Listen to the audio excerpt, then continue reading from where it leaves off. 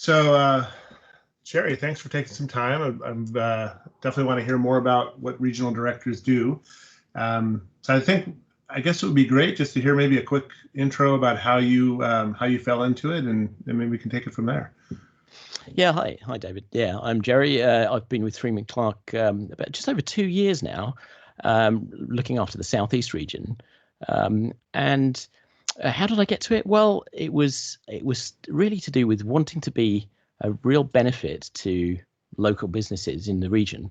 And I have a passion I just strongly believe that technology is such a help to every single business. It's part of every business and it's transforming every industry. And I felt like I'm in a great position to be able to help people do that. So that's and I've met Steve and Graham, who are the founders of Freeman Clarke, and they just run a really great team.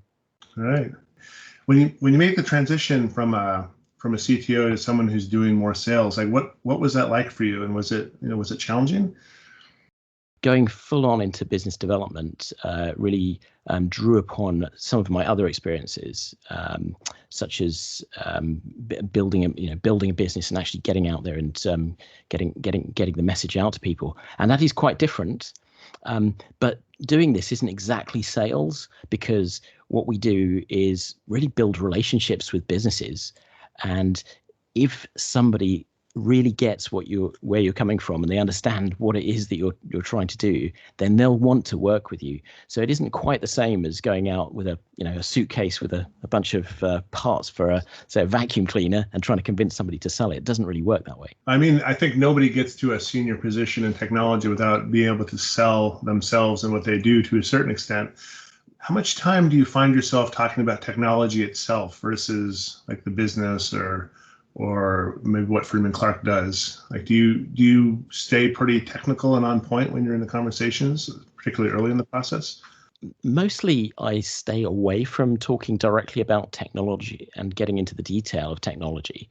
And that's because the people I'm dealing with are usually the business leaders or perhaps the finance leader in that business. And that usually isn't their main concern. And when you delve into a business, the thing that's often the challenge is something to do with the business. And technology is usually just a support to that, either to make things work or it's to find a way to help that business grow. And so yeah, there might be specific issues that are there right now, but they're usually easily dealt with. And that's not the thing that's going to really capture the interest of a business in the longer term. Do you find your clients really understand the impact that a CTO can have on the organization? Like how different it can make their approach to using technology successfully? That's probably the hardest part of the role. Many people don't really know what a CTO or a CIO do for a business and why that would be a benefit to them. That's the trickiest thing. So I think a lot of that time in the early stages is built around educating people on what kind of things they're missing out on by not having somebody properly strategically lead their IT or their technology. Tell me a bit about what your clients are like. Are they concentrated in one sector, or do you find them spread across all sorts of different industries? In the Southeast, there's a wide variety of businesses here. So my first client was a law firm. We've had many other industries like distribution companies. We've got companies in the building trade, all sorts. The common factor is, of course, IT and technology. It's in every business. And no matter what the industry, what we do is we match somebody who's got experience of that business, is a really good cultural fit, and can help them move forwards. All right, that makes a lot of sense. Tell me, you mentioned like your team. Like, what's your relationship like with your other principals, and how did you find and build that group up? Yeah, the team is a hard thing to find and to build, but it's one of the. I mean, this is the central to the power of Freeman Clarke. So finding them is all around just meeting lots of people. We've got a good system internally. We have a lot of people. We've got some people who focus on attracting those people. But once you've found the best people and they join, then it's really about building a relationship in a way that's perhaps a bit different from when you're working in an environment where the people in the past would have been directly working for me as employees, where perhaps sometimes you're very prescriptive in the way you deal with people. In this world, it's quite different. My team are made up of individuals who really good at what they do and are absolutely know how to do this, how to be an IT director. Otherwise, I wouldn't have pulled them onto the team. So my role is more one of coaching, mentoring, helping encourage them, and then also helping them navigate any issues that might come up that they need to deal with, and also making sure that anytime they need support from the wider community within Freeman Clarke, I can perhaps help them make that happen, and just to make sure they get the best result for the end client.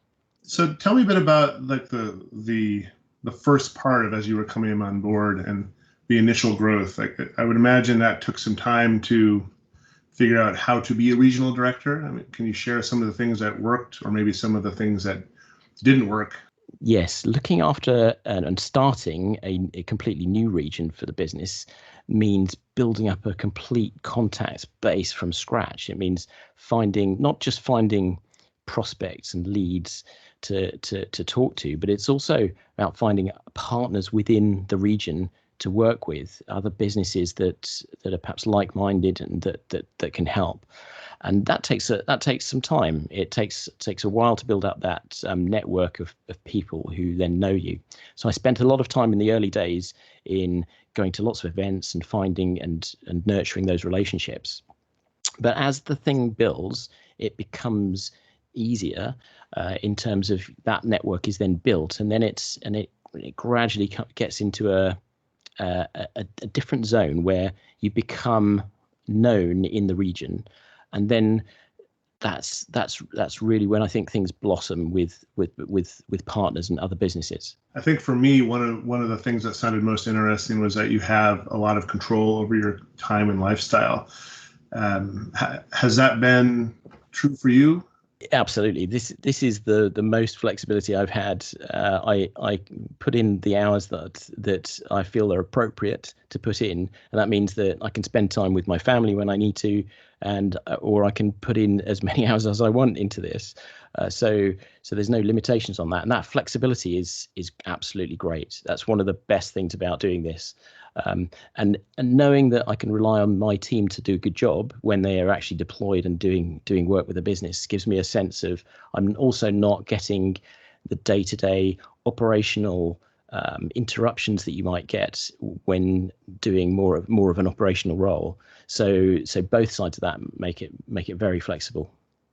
Do things land on your desk sometimes, or is either an issue with the principal or the client has something where you sort of need to, I guess I'll use the term step in, but you need to get more directly involved than you might otherwise be? There are things that crop up. Sometimes principals might need help. Sometimes the client has questions, or they've got issues that they want to talk to somebody else about. Absolutely, yes, that does happen. But those are I think that's just a natural part of the role, and so it's just another facet to what being a regional director is. You need to be able to deal with those and cope with those and move things forward. Just out of curiosity, when you're interacting with the company itself, was most of your face time with you mentioned the CFO or financial director, the CEO? Did you engage with the technology that a company may have, or did you find the technology was mostly non-existent in the sense of having a technology professional? A lot of the time, the initial contact and even the ongoing relationship is with the owner or chief exec or finance director of a business. And although they may have concerns around their technology, there's usually a lot more to it. And so I spend most of my time talking about the business and where the business is going, what the aims and ambitions of that company are, because it's through that you can really help figure out what's really appropriate in terms of IT and technology.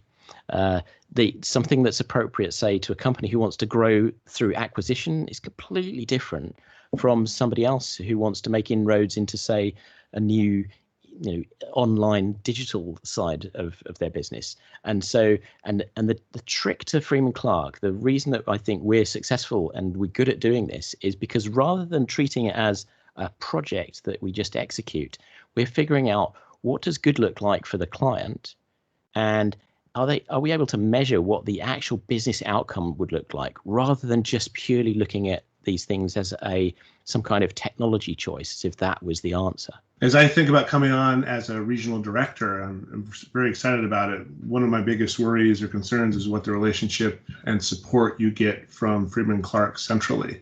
Like, could you talk a bit about how you get enabled to be successful as a regional director? Absolutely, yeah. So the primary reason why I joined with Freeman Clarke is to get that kind of support. Trying to do this on your own would be incredibly lonely, incredibly hard. The things that you get centrally from Freeman Clarke are lots. So that includes things like helping to recruit people. So all I have to do is turn up for interviews. The central marketing and branding of the business is really powerful. We spend a lot of time on the web. We also do email marketing, LinkedIn marketing. So lots of things in that front. Even helping with presentations and doing meetings and other events with potential clients. Those all get support from the central group. We also have all of the mundane stuff like accounting, chasing payments, all of those things. And of course, anytime there's a legal question, that gets dealt with as well.